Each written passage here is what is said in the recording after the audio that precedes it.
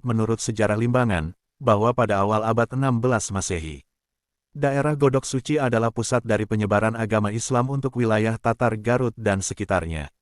Saat itu penyebaran agama Islam dilakukan oleh Raja Sangara bersama para pengikut setianya yang terdiri dari para bangsawan Sunda yang telah memeluk agama Islam, baik yang ikut bersamanya selama di perjalanan dari Cirebon, maupun bangsawan dari daerah Godok Suci dan sekitarnya, seperti Dalem Pagerjaya, Sarepen Agung dan yang lainnya. Di daerah Garut, menurut sejarah Godok, Raja Sangara terkenal dengan sebutan Prabu Kian Santang atau Sunan Rohmat Suci, putra Prabu Jayadewata, Sri Baduga Maharaja yaitu Prabu Siliwangi, Raja Pakuan Pajajaran pada masa 1482 sampai 1521 Masehi. Beliau adalah paman dari Syekh Syarif Hidayatullah atau Sunan Gunung Jati putra Syekh Syarif Abdullah dengan Nyimas Syarifah Mudaim Nyimas Rara Santang.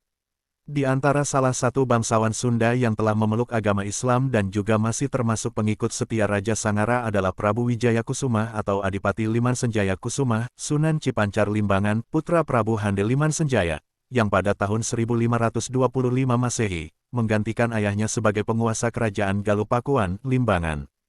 Dan pada tahun itu pula kerajaan Galupakuan berubah menjadi Kabupaten Limbangan. Yang menjadi bupatinya sebagaimana tercatat pada Fatsal 8 nomor 1, Bundel 13 Preanger Regen Capen adalah Adipati Jaya alias Liman Senjaya Kusuma yaitu Sunan Cipancar, Bupati Limbangan, Galuh Pakuan. Perjalanan dakwah Islam Raja Sangara dan para pengikutnya tersebut dilakukan ke arah selatan, seperti Sancang Pamengpek Kandang Wesi, Bumbulang, Timbanganten, Tarogong Leles, Panembong, Bayongbong, dan Batuwangi, Cikajang. Setelah Raja Sangara dan para pengikutnya wafat, penyebaran agama Islam dilanjutkan oleh para Seweu Siwi Dalem Pagerjaya, Sarepen Agung dan yang lainnya.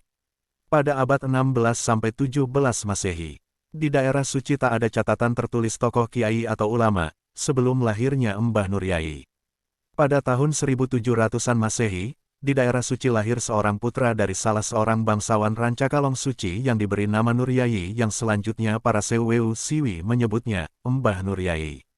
Menurut catatan Kiai Haji Abdul Halim putra Kiai Haji Abdullah Mukilam, bahwa Mbah Nur Yai adalah putra Dalem Puspadirana, salah seorang bangsawan dari keluarga besar Dalem Pagerjaya Godok Suci.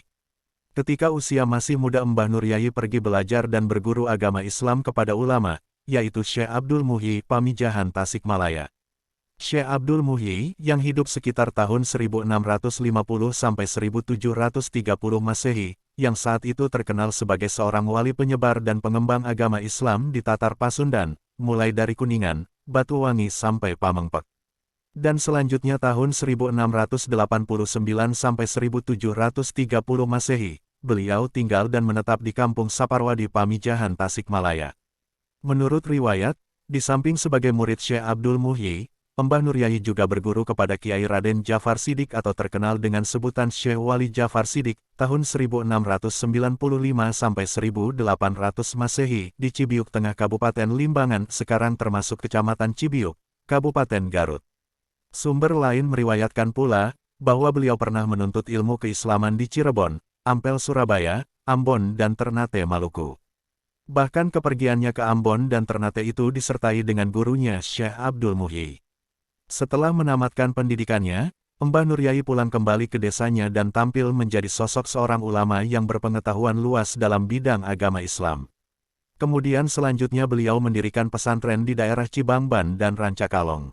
Sejak itulah nama Mbah Nur Yai tampil dan terkenal di lingkungan keluarga besar Dalem Pagerjaya Suci khususnya dan umumnya umat Islam di sekitar wilayah yang sekarang termasuk wilayah Kabupaten Garut.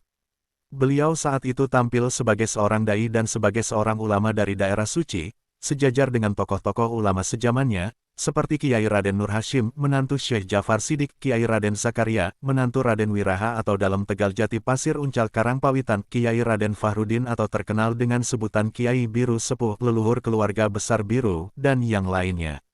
Ada kemungkinan yang membentuk dan mewarnai sikap hidup Mbah Nur Yai dalam berdakwah atau mendidik para putra serta masyarakat suci dan sekitarnya pada abad 18 Masehi adalah dari ketiga tokoh ulama terkenal di Tatar Pasundan saat itu, yaitu Syekh Wali Jafar Sidik, Syekh Abdul Muhyi dan Syekh Maulana Mansur Cikadun Pandeglang. Pada abad 19 dan 20 Masehi penyebaran dan perkembangan Islam di daerah suci dan sekitarnya, makin pesat setelah putra dan cucu Mbah Nur Yai atau Bani Nur Yai mendirikan pula beberapa pondok pesantren baru antara lain, Fauzan, Suci Karangpawitan, Uruk Bayongbong, Kudang Limbangan, Sindang Kasih Karangpawitan, Tanjung Pura, Karangpawitan, Sukaraja Karangpawitan, Sumur Sari Sukauning, Sadang dan yang lainnya. Di samping meneruskan dalam pengelolaan pondok pesantren peninggalan generasi-generasi sebelumnya seperti Balong Suci, Cibamban Karangpawitan, Fauzan Sukaresmi dan yang lainnya. Para ulama putra dan cucu Mbah Nur Yai, dan umumnya para ulama dari Tatar Pasundan pada abad 18–19 Masehi hampir sebagian besar adalah alumni dari pesantren-pesantren terkenal di Jawa Timur. Bahkan ada pula yang pergi belajar ke Makkah dan berguru kepada ulama-ulama terkenal di kota tersebut, baik ulama setempat atau ulama dari Indonesia sendiri. Begitu pula di daerah Limbangan, sepeninggal Adipati Liman Senjaya atau Sunan Cipancar dan Seweu Siwi penggantinya termasuk para Bupati Kadaleman di beberapa wilayah Kadaleman atau para Bupati Limbangan, mulai dari Bupati Limbangan pertama dalam Nayawangsa 1650–1678 Masehi, sampai Tumenggung Wangsakusumah II 1799–1811 Masehi. Setelah terbentuk Kabupaten Limbangan Garut tahun 1813 Masehi, dan Kabupaten Garut tahun 1913 Masehi.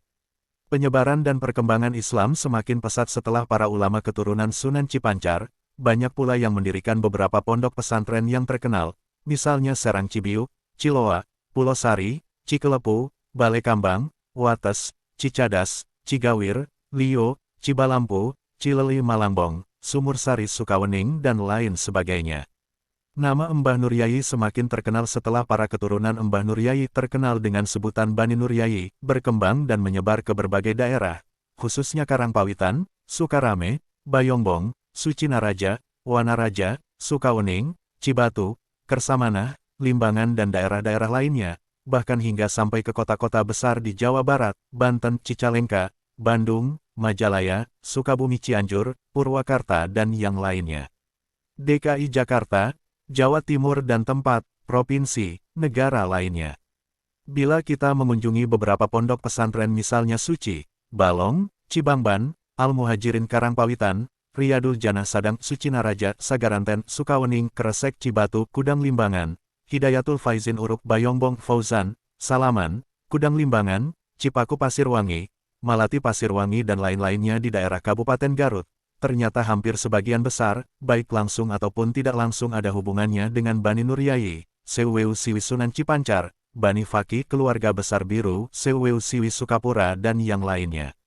Di beberapa kecamatan di Kabupaten Garut, di antaranya juga masih ada hubungannya dengan Syekh Abdul Muhyi Pamijahan, Syekh Jafar Sidik Cibiuk ataupun Syekh Maulana Mansur Cikaduen Banten, dan lain sebagainya.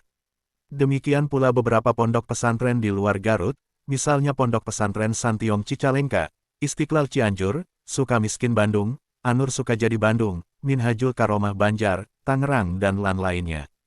Selain itu di beberapa pondok pesantren selain diselenggarakan pendidikan salafiyah dan madrasah diniyah, juga diadakan pula jenjang pendidikan umum semacam TK, RA, SMP, MTS dan SMA, MA atau juga SMK.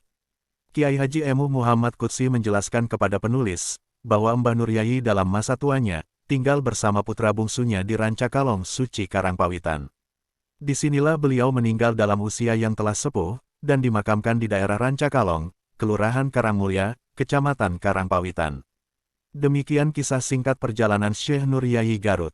Terima kasih telah menyimak tayangan channel Sagara, Santri Garut Bersaudara.